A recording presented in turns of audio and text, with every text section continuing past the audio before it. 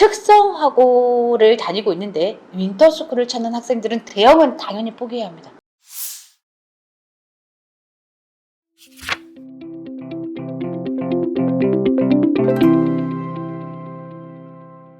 여러분, 구독과 좋아요 꼭 부탁드립니다.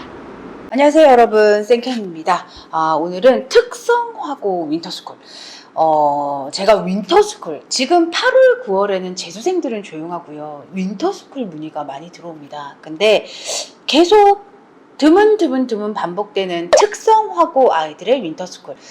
특성화고에는 일반 고등학교에 없는 여러 가지 전형들이 있거든요. 뭐 예를 들면 이 특성화고를 졸업하면 뭐 공무원 시험을 이제 간단하게 보고 들어갈 수 있다던가 뭐 여러 가지 전형들이 있더라고요. 저도 이제 제가 입학 컨설팅 전문가는 아니라 구체적으로는 모르지만 이런 제도들 때문에 특성화고를 선택했는데 생각보다 그 특성화고 안에서 내신을 제대로 따지 못했고 수시로 지금쯤 내가 원하는 대학이나 어떤 전형에 들어가지 못할 것 같다라는 판단을 한 학생과 학부모님들이 캠프를 찾습니다.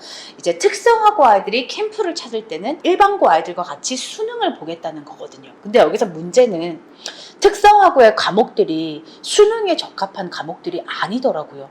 뭐 수학을 나간다 하더라도 되게 건너뛰는 개념들이 많고 깊지 않은 거죠.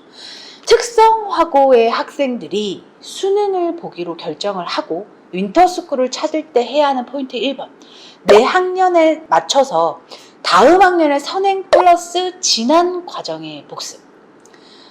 예를 들면 지금 특성화고 2학년이야. 이제 캠프를 들어갈 때가 되면 예비 고3이 되겠죠. 예비 고3에 윈터스쿨을 들어갈 건데 대부분의 윈터스쿨들은 선행을 위주로 과정이 세팅되어 있습니다. 그러나 특성화고 출신의 나는 선행이 중요한 게 아니라 지난 과정, 예비 고3으로 치면 수원, 수투, 더 나아가서는 공통 수학에 대한 과정의 반복이 꼭 필요하거든요. 왜냐하면 학교에서 이 과정을 제대로 거치지 못했고 지금 현재 내 상태가 고3 과정인 미적이나 기백을 할 수 있는 상태가 아니란 말이에요.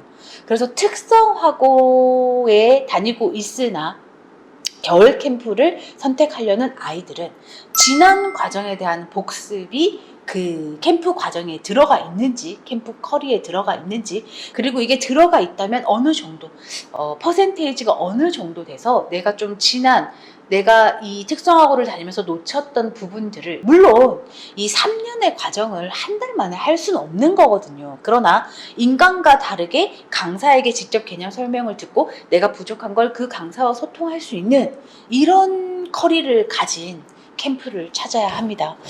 어저께도 특성화고 다니는 아이와 이제 상담을 했는데 저 같은 케이스가 맞나요? 이게 굉장히 소심하게 약간 부끄럽게 물었습니다. 특성화고인데 겨울 캠프를 찾는 학생들이 많나요? 라고 물었는데 여러분 의외로 많습니다. 특성화고라고 해서 수능 준비하는 걸 부끄러워하거나 두려워할 필요 없습니다.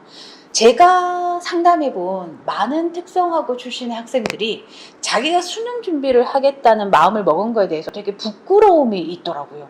나 일반고 애들처럼 국영수 이렇게 열심히 못했는데 이거 내가 너무 설레발 치는 거 아닌가? 뭐 이런 부끄러움이 있던데 여러분 아직 고등학생인 여러분들은, 그리고 고등학생의 자녀를 둔 부모님들도 꼭 들어주세요. 아직 16, 7, 8밖에 안 된 여러분들은 무한한 가능성을 가지고 있습니다. 물론 얼마나 절실하게 이 현 상황에 임해줄 거냐에 따라 많은 게 달라지겠지만 이 무한한 가능성 앞에서 초라해지거나 부끄러워할 필요가 없습니다. 나의 인생이고 나의 목표는 내가 정했고 거기에 맞게 죽어라 열심히 미친 듯이 해볼 의지만 있다면 전혀 부끄러워할 필요가 없다고 저는 생각합니다. 그래서 특성화고를 다니고 있는데 윈터스쿨을 찾는 학생들은 대형은 당연히 포기해야 합니다. 대형들은 100% 선행으로 나갑니다. 캠프의 과정이. 그러면 중소형 중형 중에도 의외로 이제 1, 2학년 과정을 짚어주는 캠프들이 있고요. 그리고 소형은 당연히 지나간 과정을 짚어주는 과정을 가지고 있습니다. 모든 학원이 그런 건 아니지만 제대로 이제 운영하고 있는 소형들은 이런 과정을 거쳐줄 거라 정리하겠습니다. 특성화고를 다니고 있으면서 윈터스쿨을 찾는 학생들은 대형 포기. 중소형 중에 1, 2학년 과정을 얼마나 짚어줄 것이냐, 그리고 강사와의 피드백이 얼마나 원활하냐. 왜냐하면 수업을 들어도 이해 안 되는 부분이 굉장히 많을 것이고 이 부분을 강사와 소통으로 최대한 풀어내야 되는데, 이러려면 강사와의 소통이 원활해야 하고, 이제 공부하다가 좀 답답해서 질문해야 되는데 막 2, 3일씩 기다려야 하는 중대형들은 이 특성화고 출신 아이들과 맞지 않습니다. 그래서 저의 의견으로는 특성화고 지나간 과정을 제대로 되짚어야 하는 학생의 경우에는 소형 캠프를 선택해서 강사의 피드백도 원활하면서 1, 2학년 과정도 잘 케어줄 수 있는 이런 학원을 선택하세요.